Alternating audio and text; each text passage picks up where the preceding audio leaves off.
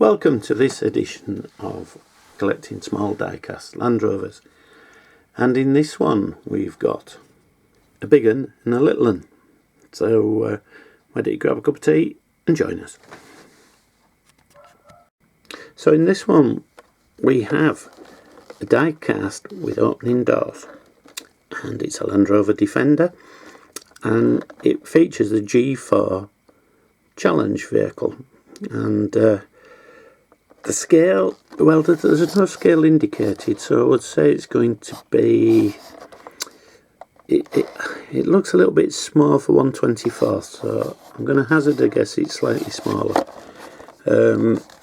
No wording to give any indication on the box, various company names, Halsell, and timefortoys.com.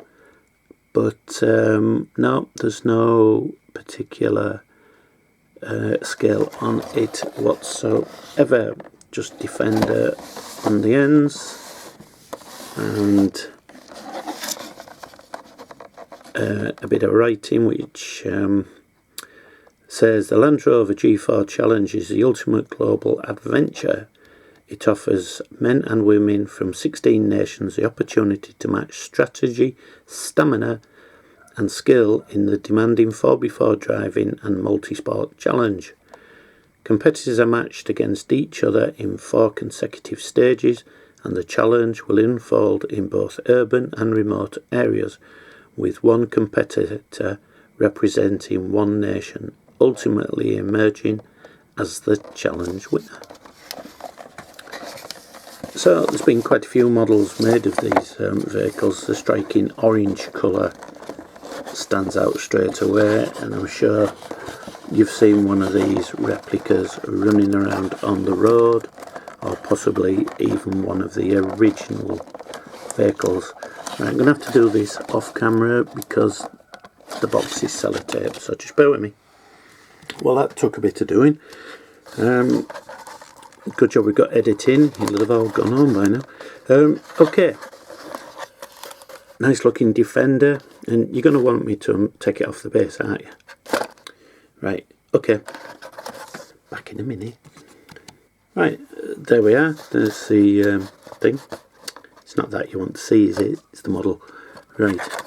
But nice little cradle they used to hold it steady. They didn't want it moving around. Right, there we are.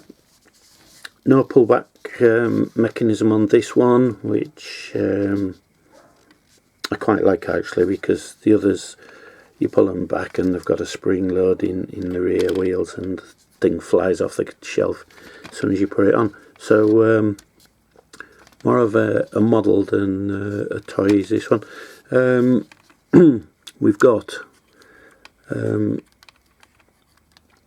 a bit of plastic hanging down just there, which I'll snip off with the cutters after we've finished.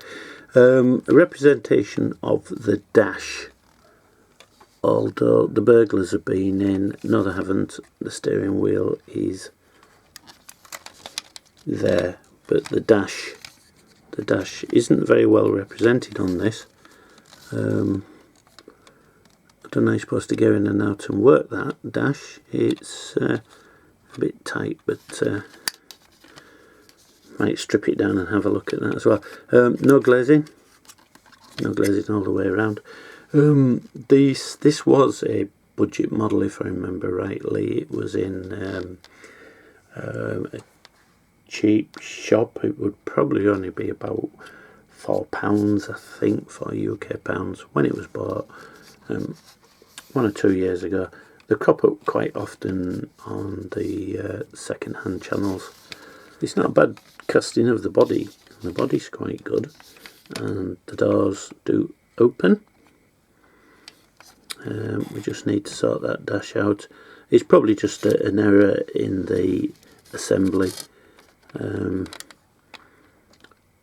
Looks like we can undo that screw, and possibly there'll be one hiding away at the rear, and then we could get out and rectify that.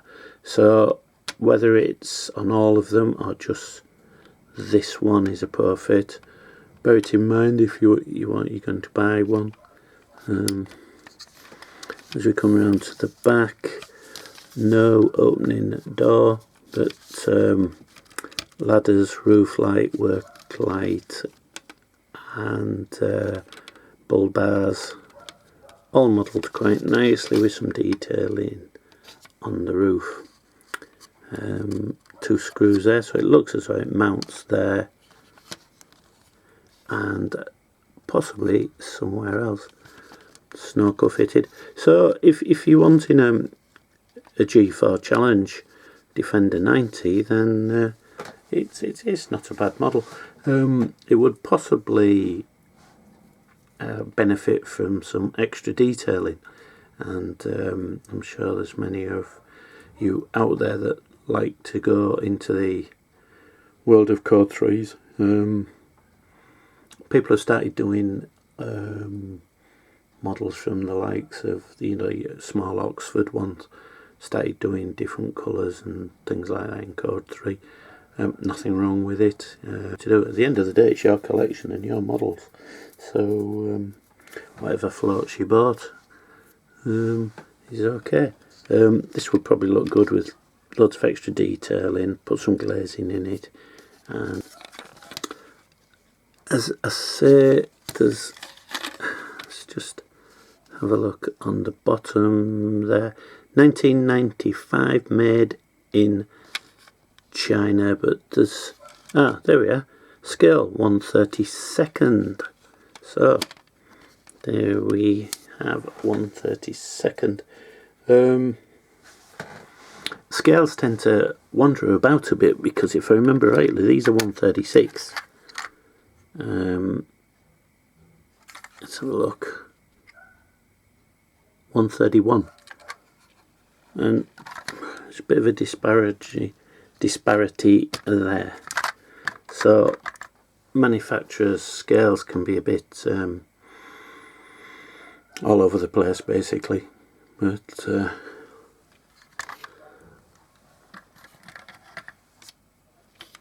nevertheless, quite a nice model. Get some mud flaps on the back, that would look quite good as well. But that's the G4 Challenge Land Rover Defender 90.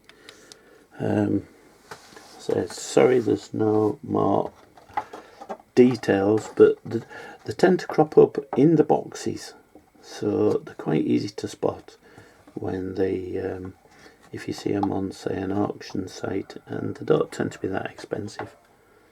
So if you want to add one to your collection, that's what you'll get, and that's what you can expect. Right, let's move on to the next.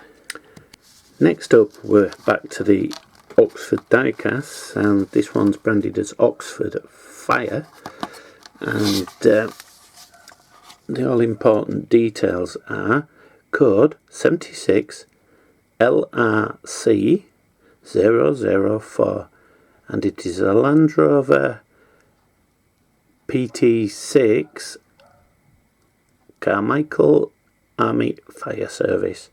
Sorry, I'm struggling to read that, but I think it's FT6 Carmichael Army Fire Service. You'll be able to read it a lot better than I can.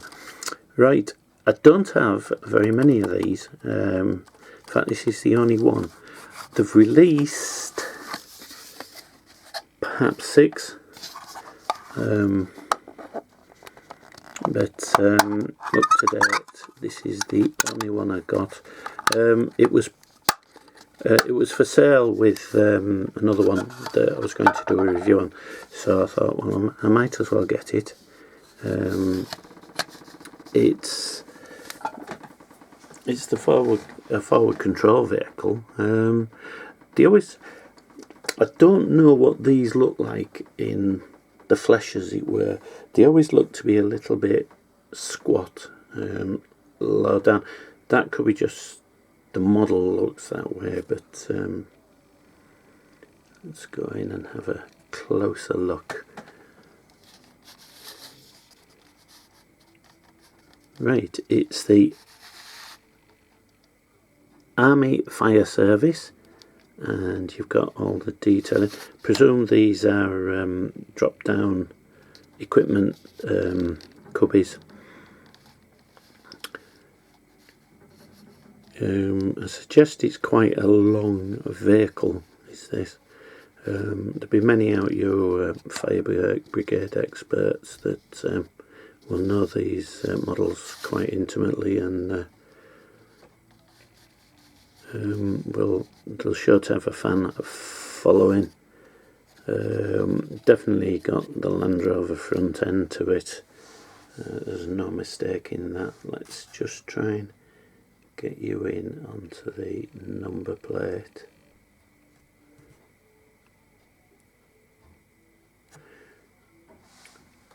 Right, the number plate is 03EM76. I'll confirm that in writing at the bottom, but Army Fire Service printed across the top there. Lots of reasonable detail on it. Roller shutter door to the back with a step, etc. Yes, fairly detailed. Now these, if memory serves, there are some differences on these models. I don't think they're all identical. Certainly the six-wheeled Range Rovers, they're all identical, barring the printing. There's not much variation in them. But I haven't looked closely at these, but I think when I first looked at them, there was maybe the odd differences, but I suggest you go and have a look in the Oxford catalogue. That's the best place, and you'll see which are available. Most of them are in red, which fire engine, what else would they be in? But I think there's an odd one in bright yellow. So you could have a nice little collection with these, and especially if you collect fire service vehicles of one sort or another, this is probably one to have on your shelf. The all important ladders on the roof with extension hoses stored on the roof. So looking at it, this would carry maybe 5 men, even 6 men. But yeah, not bad actually. I might change my mind on these and get a few more. The Land Rovers, I suppose it's a must. Right, that's it for this one. Code, stop shaking a bit, 76 LRC 004 Land Rover FT6 Carmichael Army Fire Brigade.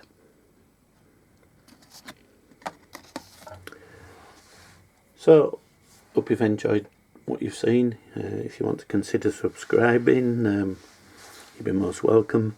And don't forget to go over to the Facebook group. We'd be very pleased to see you. Show us some of your models. Let's see what you've got. And if you're going out, stay safe, and we'll see you again in the next. So until then, happy collecting.